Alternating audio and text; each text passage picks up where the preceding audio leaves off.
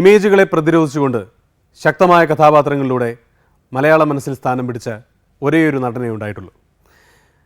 പാളങ്ങളിലെ engine driver, ഓർമ്മയ്ക്കായിലെ artist, യവനികയിലെ തബലിസ്റ്റ്, പഞ്ചവടിപ്പാലത്തിലെ Dushasanan Pillai എന്നിങ്ങനെ നീണ്ടു നീളുന്ന വ്യത്യസ്തമായ കഥാപാത്രങ്ങളിലൂടെ ഇമേജുകളെ പാടെ തകർത്തെറിഞ്ഞ നടൻ ശ്രീ ഗോപി, ഭരത് ഗോപി, പത്മശ്രീ ഭരത് ഗോപി. ഗോപിയേട്ടനാണ് ഇന്ന് സമാഗമത്തിലെ അതിഥി. അദ്ദേഹത്തെ സ്വാഗതം ചെയ്യാം.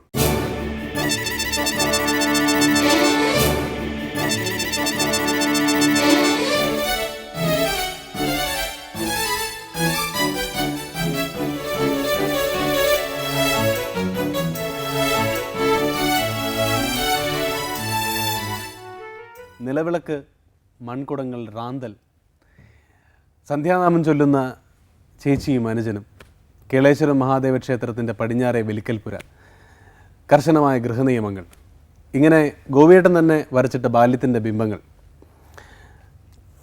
ഇവയെക്കുറിച്ച് കൂടുതൽ അറിയണമെന്നുണ്ട്. പ്രത്യേകിച്ചും അഭിനയകലയ്ക്ക് സഹായകമായ ആ പാരമ്പര്യത്തെക്കുറിച്ചും. അതിനു മുമ്പ് നമുക്ക് ചില ദൃശ്യങ്ങൾ നമുക്കത് കാണാം.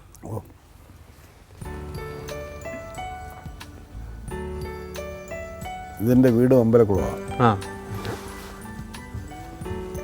ഈ കുളത്തിലാണ് ഞാൻ നീന്തി തുടിച്ച് കളിച്ച് വളർന്നത്. ശരി.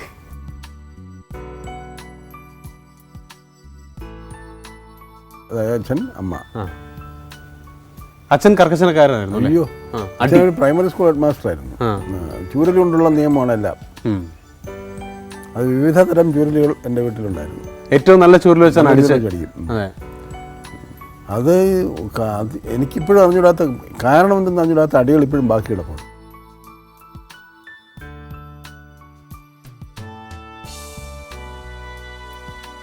ഇതാണ് ഞാൻ കളിച്ചു വളർന്ന കേളേശ്വരം മഹാദേവ ക്ഷേത്രത്തിൻ്റെ വടക്ക് ഭാഗം. ഇവിടെ വെച്ചാണ് ഞങ്ങളുടെ സാഹിത്യ സംരംഭങ്ങളുടെ ആരംഭം.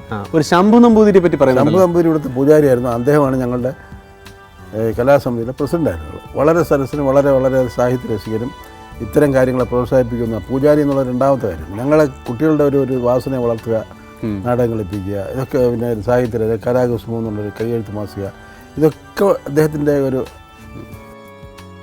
ഇത് ശാർക്കര ദേവി ക്ഷേത്രത്തിലെ കിഴക്കേ ഗോപുരമാണ്. ഇത് ശാർക്കര ക്ഷേത്രമാണ് ഇത്തിരി ദൂരെ കാണുന്നത്. ആ പറമ്പ് ഇവിടെയാണ് കാളിയൂട്ട് എന്ന് പറയുന്നത്, കളത്തിൽ പോര് നടക്കുന്ന സ്ഥലം.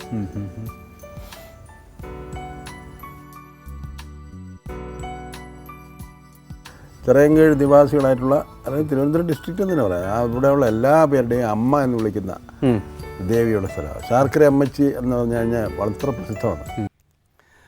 ഗോപിയേട്ടൻ്റെ കുസൃതി നിറഞ്ഞ ബാല്യത്തെക്കുറിച്ച് അദ്ദേഹത്തിൻ്റെ പ്രിയ സുഹൃത്ത് ശ്രീ സോമൻ നായർ ഓർമ്മകൾ പങ്കുവയ്ക്കുന്നു. ഈ ശാർക്കര അമ്പലത്തിൽ പൂജാ സമയങ്ങളൊക്കെ ഉണ്ടെങ്കിൽ അവിടെ ആ പരിപാടിയൊന്നും ഞങ്ങൾക്ക് ബാധകമല്ല. ഞങ്ങളൊരറ്റത്ത് ഒതുങ്ങിയിരുന്ന് അന്ന് ഇന്നത്തെ തലയ്ക്ക് നമ്മുടെ പ്രായത്തിന് ഇന്നത്തെ രീതിയിൽ കൊള്ളാത്ത കാര്യങ്ങളാണ് മിക്കവാറുമൊക്കെ വിഷയമായിട്ട് സംസാരിക്കുന്നത്. അതിൽ ഇന്നും എനിക്ക് ഓർമ്മയുണ്ട്, ഗോവൻ ഒരിക്കൽ പറഞ്ഞതെന്തെന്ന് വെച്ചാൽ, ഈ ഇന്നത്തെ രീതിയിൽ പറയുകയാണെങ്കിൽ ജാഗ്രത, സ്വപ്നം, സുഷുപ്തി എന്നൊക്കെ പറഞ്ഞുള്ള വേർതിരിവുകളൊക്കെ ഉണ്ട് ഓരോ ഇതിനെപ്പറ്റിയൊക്കെ. അന്ന് ഈ യാതൊരു ബോധമില്ല. പക്ഷേ ഈ അനുഭവ ബോധം അന്ന് വളരെ കൂടുതൽ ഗോവനുണ്ടായിരുന്നു. അത് എനിക്കും ഞങ്ങൾ ഡിസ്കസ് ചെയ്യാനുള്ള അറിവും എന്തൊക്കെ ഞങ്ങൾക്കുണ്ടായിരുന്നു.